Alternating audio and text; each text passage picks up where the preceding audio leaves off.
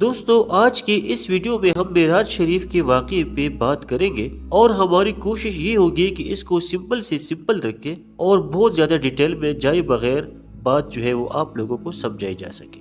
دوستو اپنے طائف کی سفر سے واپسی کے بعد ایک دن آپ صلی اللہ علیہ وسلم اپنے متوفی چچا ابو طالب کے گھر والوں سے ملنے گئے۔ شاید اپنے طائف کے رشتہ داروں کے حوالے سے اپنے تجربات سنانے کے لیے ابو طالب کی یاد نے آپ کو جذبات سے مغلوب کر دیا ہوگا کہ کسی طرح ان کو زندگی میں آپ صلی اللہ علیہ وسلم کو تمام مشکلات سے تحفظ حاصل تھا۔ آپ صلی اللہ علیہ وسلم نے وہ رات وہاں گزاری اور وہاں پہ آپ صلی اللہ علیہ وسلم نے ایک ممتاز نظارہ دیکھا۔ آپ صلی اللہ علیہ وسلم نے دیکھا کہ جیسے آپ صلی اللہ علیہ وسلم کعبے کے صحن میں موجود ہے، جبریل امین آئے اور آپ صلی اللہ علیہ وسلم کو جگایا اور آپ تک خدائی دعوت پہنچائی کہ آپ صلی اللہ علیہ وسلم آئے اور اللہ سے عرش پر ملاقات کرے۔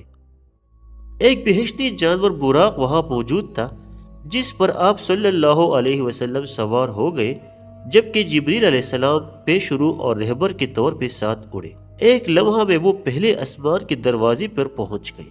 جبریل علیہ السلام نے آپ صلی اللہ علیہ وسلم کی آمد کا اعلان کیا اور پہلے آسمان کے دربان نے تصدیق کے بعد دروازہ کھولا۔ وہاں حضرت محمد مصطفیٰ صلی اللہ علیہ وسلم نے حضرت آدم علیہ السلام کو دیکھا، جنہوں نے آپ صلی اللہ علیہ وسلم کا استقبال اپنے بیٹے کی حیثیت اور تمام شفقت پدری سے کیا اور فخر یا ایسے بیٹے پر جنہیں ایسے اعزازات عطا ہوئے۔ آپ صلی اللہ علیہ وسلم کو اس آسمان کی عجائبات بھی دکھائی گئی۔ پھر یہ جماعت دوسرے، تیسرے اور اسی طرح 7ویں آسمان پر پہنچی۔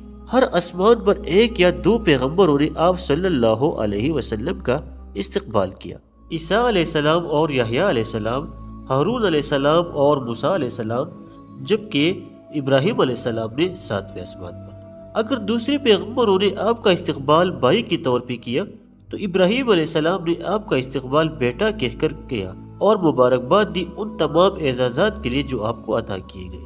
ہر جگہ آپ نے ناقابل بیان عجائبات دیکھے۔ پھر یہ چھوٹا سا قافلہ ایک جگہ پر چڑھا جہاں جوجوب یعنی سدرہ کا درخت ہے، جو ناقابل عبور حد کی نشانی ہے۔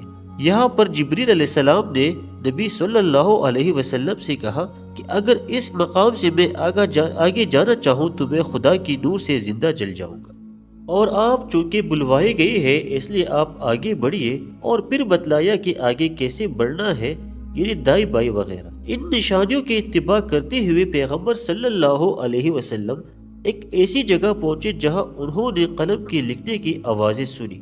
یہ ایک بیورو یعنی دفتر تھا جو خدا کے احکامات وصول کرتا تھا اور اس کو متعلقہ ہستیوں تک پہنچاتا تھا۔ محمد صلی اللہ علیہ وسلم آگے بڑھتے گئے حتیٰ کہ آپ صلی اللہ علیہ وسلم احاطہ ولیوں کے ولی کا حضرات القدس پر پہنچے۔ جب آپ صلی اللہ علیہ وسلم اور خدا کے درمیان 2 کمان یا اس سے کم کا فاصلہ رہ گیا تو آپ صلی اللہ علیہ وسلم رک گئے اور آپ صلی اللہ علیہ وسلم نے اپنا پرخلوص اور معصوم سلام التحیات خدا کو پیش کیا۔ فوراً کریمانہ جواب آیا کہ اے نبی، آپ پر بھی سلام ہو اور اللہ کی رحمتیں اور برکات ہو۔ دوسروں کو بھی اس خدائی مہربانی اور رحمت میں شامل کرنے کے لیے ان حضرت محمد صلی اللہ علیہ وسلم نے بات جاری رکھی کہ سلام ہو ہم پر اور اللہ کے نیک بندوں پر، جیسا کہ ابھی ذکر ہو۔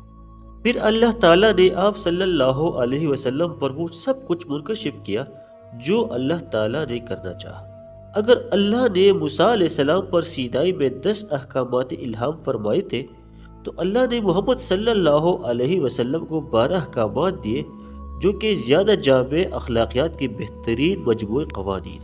وہ 12 احکامات جو تھے وہ یہ ہے کہ تیرا پروردگار صاف صاف حکم دے چکا ہے کہ تم اس کے سوا کسی کی عبادت نہ کرنا، ماں باپ کے ساتھ احسان کرنا، رشتہ داروں کا، مسکینوں کا اور مسافروں کا حق ادا کرتے رہنا، اسراف اور کنجوسی سے بچو، مفلسی کے خوف سے اپنی اولادوں کو نہ مار ڈالو، خبردار زنا کے قریب بھی نہ پٹکنا، کسی جان کو جس کا مارنا اللہ نے حرام کر رکھا ہے ہرگز ناحق قتل نہ کرنا، یتیم کے مال کے قریب بھی نہ جاؤ مگر ایسے طریقے سے جو یتیم کے حق میں بہتر ہو، وعدے پورے کرو اور جب ناپنے لگو تو پوری پیمانے سے ناپو، جس بات کی تجھے خبر نہ ہو اس کے پیچھے نہ پڑو، کیونکہ آنکھ، کان اور دل ان میں سے ہر ایک سے پوچھ گچھ کی جانے والی ہے، اور زمین پہ اکڑ اکڑ کر نہ چلو۔ خدائی رحمت اور برکات صرف اس کے محبوب پیغمبر یعنی نبی صلی اللہ علیہ وسلم تک ہی محدود نہ رہی،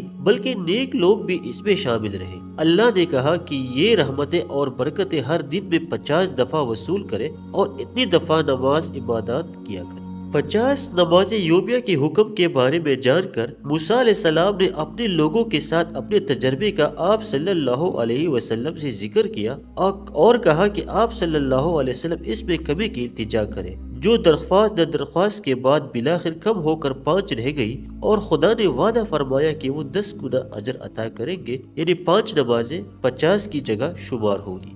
جب حضرت محمد صلی اللہ علیہ وسلم کو زمین پر آنے کی اجازت دی جا رہی تھی تو اللہ تعالیٰ نے ایک قیمتی تحفہ خدائی تخت کے نیچے کے خزانے سے نکال کر پیغمبر صلی اللہ علیہ وسلم کو دیا۔ پیغمبر صلی اللہ علیہ وسلم کی روایات کے مطابق یہ سورہ بقرہ کی آخری 2 آیات ہے جو ہم پڑھتے ہیں۔ واپسی کی سفر پر جبریل علیہ السلام نے آپ صلی اللہ علیہ وسلم کو جنت اور دوزخ بھی دکھائی، اور آپ صلی اللہ علیہ وسلم سے مختلف پیغمبروں کی ملاقات بھی مختلف آسمانوں پر ہوئی، جنہوں نے آپ صلی اللہ علیہ وسلم کو اس اعلیٰ عزت افزائی پر مبارکباد دی۔ نبی صلی اللہ علیہ وسلم یروشلم میں اترے، جہاں پہلے سے ہی سارے پیغمبر آپ صلی اللہ علیہ وسلم کے استقبال کے لیے جمع۔ یہاں 2 رکعت نماز شکرانہ ادا ہوئی۔ تمام پیغمبروں کی متفقہ درخواست پر محمد صلی اللہ علیہ وسلم نے نماز کی امامت کرائی، اور پھر وہاں سے آپ واپس آئے اپنے بستر پر مکہ مکرمہ میں۔ شکریہ۔